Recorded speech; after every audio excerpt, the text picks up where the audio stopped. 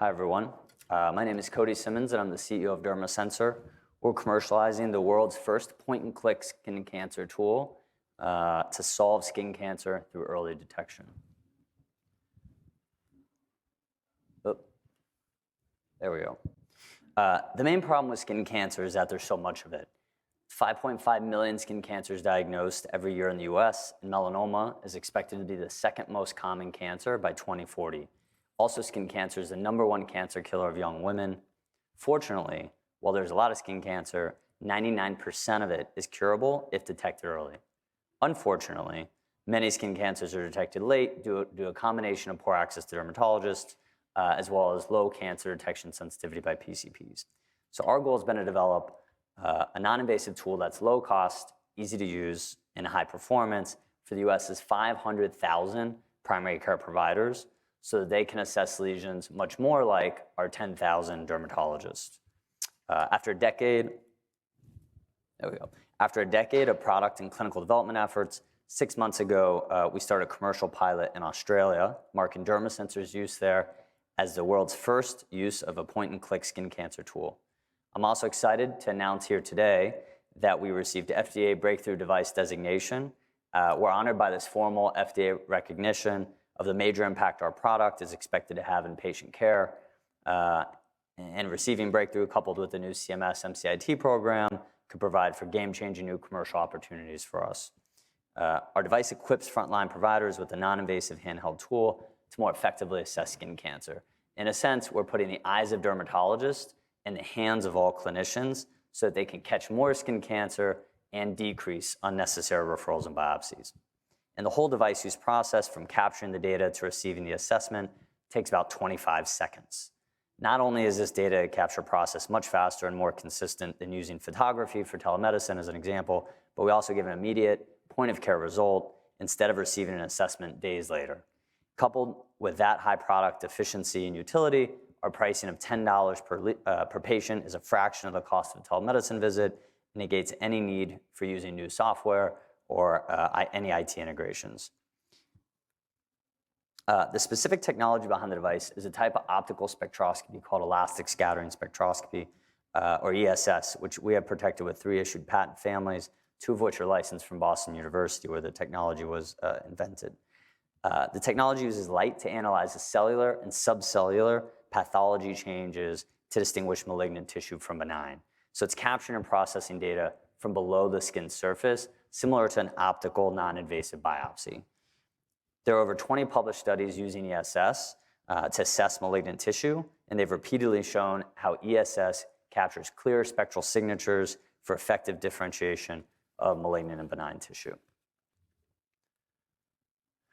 There's a fair amount of coverage in the popular media about using photos and smartphone apps for skin cancer, but to be clear, the only tools actually available in the US for skin cancer are just teledermatology apps and platforms, as there are currently not any automated skin cancer tools cleared for use by any type of healthcare professional or for patients that use any form of imaging.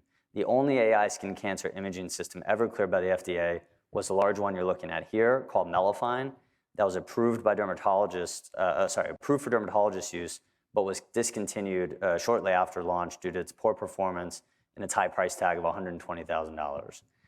And the US government has shut down 2 AI apps that were marketing claims to help consumers detect melanoma. A screenshot of one of those is shown here. So a bit about our clinical evidence. In a large multi-site prospective clinical study that ended in 2020 and provided our evidence for CE mark, the devices demonstrated 100% sensitivity for melanoma, 93% sensitivity for BCC and SCC, which are the less lethal forms of skin cancer. Impressively, there was no statistical difference in sensitivity nor in specificity between our device and the in-person dermatologist's assessments. Hence my earlier metaphor of putting the eyes of the dermatologist in the hands of hundreds of thousands of frontline providers. In our most recent study, which included 57 US primary care doctors making over 5,000 skin lesion assessments, we showed that the device improved the referral of skin cancer by 13%, from 81 to 94%, as shown in the chart on the right side of the slide. So the PCPs missed 3 times as much skin cancer with their standard of care versus with use of our device. That's 19% false negatives without our device versus only 6% with our device. So this huge increase in skin cancer detection, which is statistically significant, came with no statistical decrease in the PCP specificity. So it's not like more skin cancers being detected just because they were referring everything. So we're really enabling a novel distribution model of effective skin cancer care by providing new access points to receive it. So instead of just 10,000 dermatologists, now it's hundreds of thousands of frontline providers. We expect each PCP to use the device about 22 times a month. So our payback period on cost of sales will be just a few months. And financially for the customers, we expect their annual profit, and that's profit, not revenue, to increase anywhere between $4,000 to $30,000, depending on their clinical and billing patterns. And for risk-based health systems, this product's a no-brainer. We can decrease unnecessary referrals or biopsies overnight by as much as 47% for potential skin cancer referrals. Given these financial benefits and the clinical benefits I covered earlier, and that there's no upfront device cost, no IT integration adoption barriers, we expect relatively smooth adoption in the US, just like we're seeing in Australia, where the device is easily plugged into existing clinician workflow. Historically, selling to individual PCP practice by practice has been very expensive from a sales and marketing standpoint. However, primary care ownership models are changing. 70 to 80% of the 500,000 primary care providers in the US are employed by large health systems. Optum and Kaiser each employ tens of thousands of primary care providers. CVS and Walgreens clinics each have thousands of them. So we believe BD professionals focused on these large health systems, coupled with digital marketing for general physician and buyer awareness, can be successful for broad adoption without the need for a big sales force calling on individual doctors. This new model has already been proven out with similar primary care tools like Butterfly IQ and Echo Health, the connected stethoscope. Accordingly, in our first commercial year of 2023, we expect adoption by 1,000 users, which comprise a couple dozen small pilots with large health systems, and then kind of going from there, as you can see here, potential profitability in 2024. To continue with executing on our vision, we have a great team with a strong track record of building and exiting medtech companies. Most notably is my co-founder, not me, Dr. Maurice Ferre, who sold Mako Surgical to Stryker for $1.6 billion, and is currently the CEO of another Miami-based unicorn medtech company called Insight Tech. My background in engineering and business at Brown and Stanford, and after several years at Genentech, this is my third health tech startup I've been a part of launching now. So when will this product be coming to market? A family doctor or a minute clinic near you.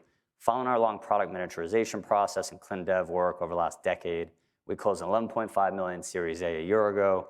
Soon after that, received CE Mark, and our pivotal study and 3 other clinical studies are all reading out this year. We expect quick FDA approval next year.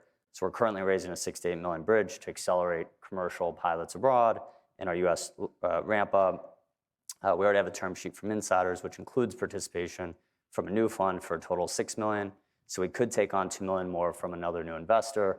Or for the right investor, we're open to a new lead. But that'd really be someone with exceptional access to health systems and or expertise in commercial deployment of primary care tools. So that's it on the financing front. From a partnership standpoint, we also have interest in groups in the dermatology setting, treatments like pharmaceuticals and treatment tools, and also skin-related imaging tools and telemedicine platforms that we could be synergistic with. Thank you all for your time, and I look forward to hearing from any interested investors or partners in the meeting room after this or online for those listening virtually. You can reach out to the company at our contact email here or contact me directly on LinkedIn. Thank you.